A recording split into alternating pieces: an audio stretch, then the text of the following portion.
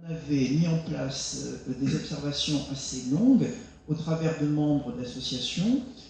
principalement à la gare de Nice,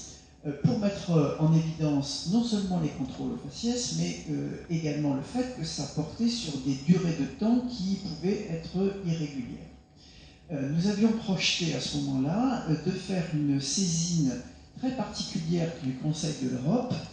pour dénoncer ces pratiques au travers d'un certain nombre de témoignages. C'est vrai que c'est une saisine qui est très particulière parce qu'elle doit revêtir, je crois, 10 000 caractères, être accompagnée d'un certain nombre de pièces, et si on estime que c'est suffisamment pertinent, on est autorisé à les produire et le Conseil de l'Europe de s'en saisir. Finalement, malheureusement, ça n'a pas été à son terme parce que, effectivement, en novembre 2015,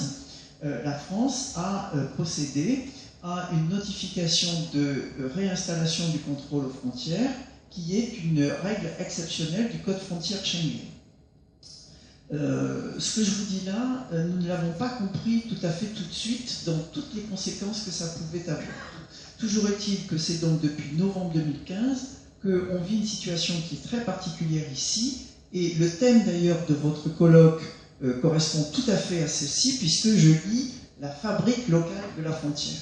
Et la France a fabriqué ici, dans la région, des points frontaliers qui ont une incidence extraordinaire sur toute l'action qui a été faite ensuite. Pourquoi? Parce que, en même temps que dans un premier temps, elle estimait que la COP21 était un danger et qu'il fallait, de par cet événement seulement, réintroduire le contrôle aux frontières, ensuite de cela, et à partir de cet événement, et de mois en mois, puis de 6 mois en 6 mois, elle a réitéré cette notification en soutenant que la France continuait à être la cible des attaques terroristes, qu'il y avait à l'époque, ce qui n'est plus le cas maintenant, mais qu'il y avait à l'époque un état d'urgence, et que, en conséquence de quoi, on était bien fondé à contrôler les frontières, sachant bien que cette exception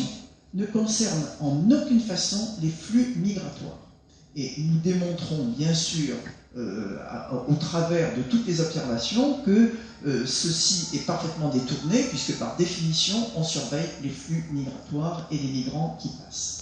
Donc, du fait de cette situation, nous sommes aujourd'hui dans des points frontières qui s'appellent des points de passage